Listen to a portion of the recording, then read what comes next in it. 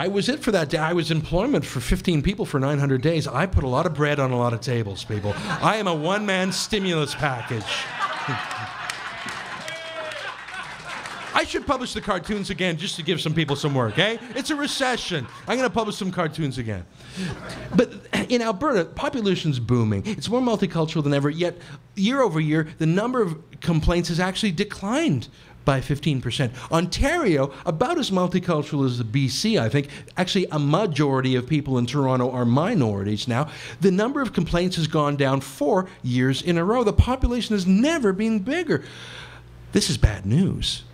If we are getting along, some very good people are going to be out of work. Let me tell you a quick anecdote.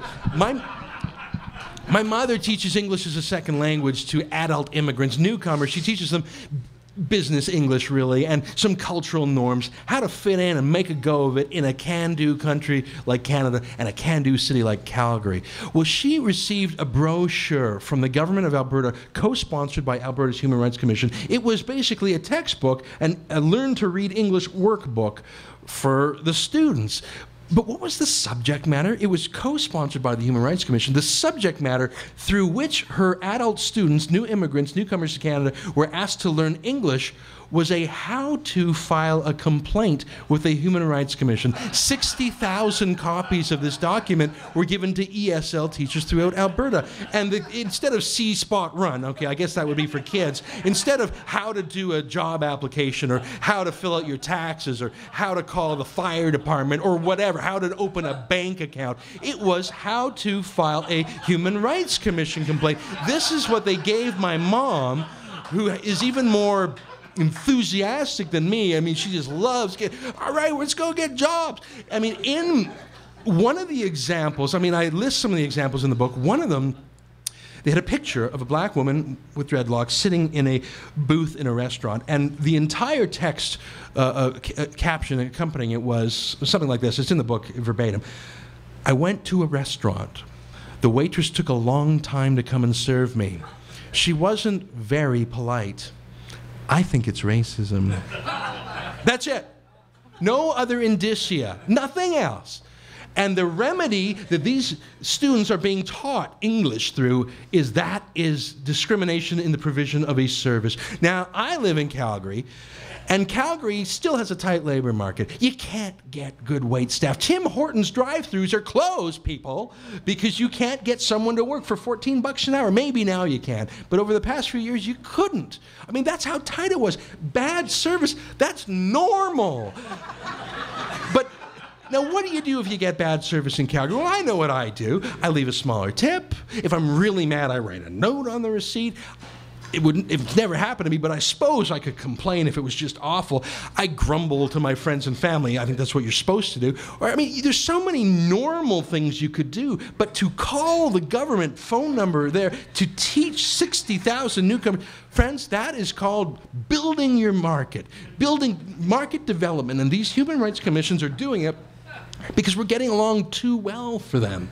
The big problems have been solved, and instead of doing a victory lap and shutting down, they're going after more and more extreme, bizarre cases of, quote, human rights that are counterfeit human rights. I know what real human rights are.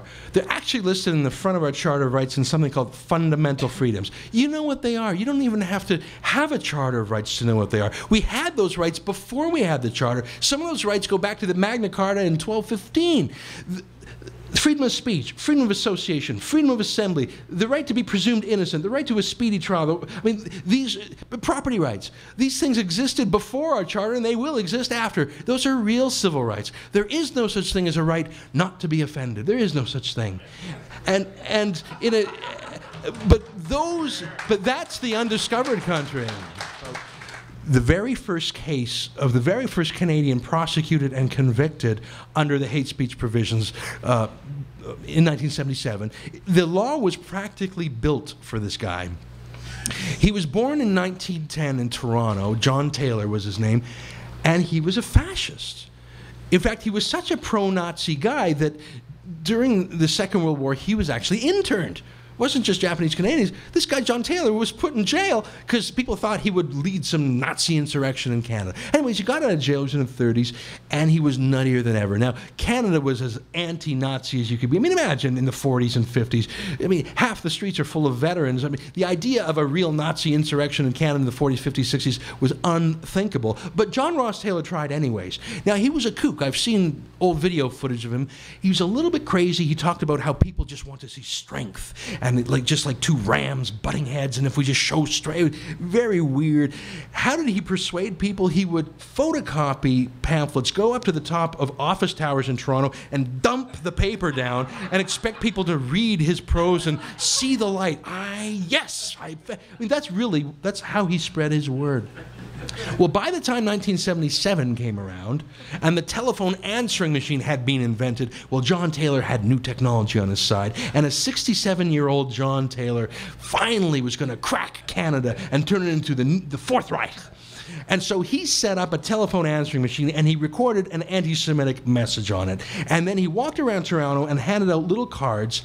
Psst, call this number. You want to hear something bad about Jews? Call this number. I'm serious. That's what he did. He walked around saying, psst, call this. You want to hear something bad about Jews? No, not really. Well, call this number anyways.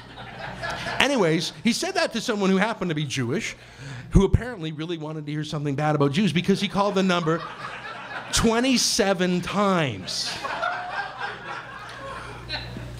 He did. That's what he told the court. He was so offended. You know, it's like, I call the police sometimes, officer, I've had this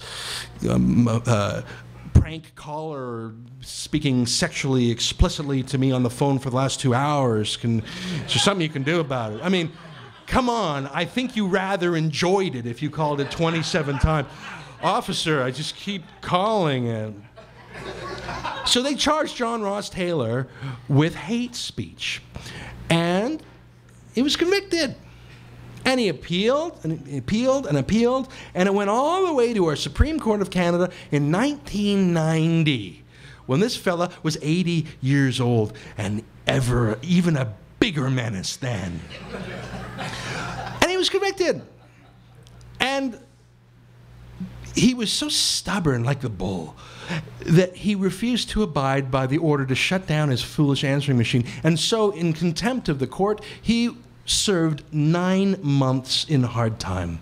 9 months in jail. I know of rapists who are convicted and sentenced who serve less time in jail than this foolish man who spent 9 months in jail and 13 years in the courts. Look, he's an idiot. Of course he's an idiot. But he was turned into a celebrity, and he was punished for what? Did he actually take a fist to anyone? Did he actually take a torch to anything? No, he just had a bad idea. He was foolish. But if foolishness is against the law, well, then Parliament itself would be shut down. But he spent 9 months in jail. But it should be. And over the last 30 years, they've gone after a series of guys just as stupid, just as harmless, and just as foolish, and just as irritating as John Taylor. And so they have built up a 30-year jurisprudence for hate speech. But they became more and more confident. And so instead of just going after neo-Nazis, they started going after Christian clergy who preached Leviticus a little too fundamentally. And then they went after the Western Standard. And then they went after Mark Steyn.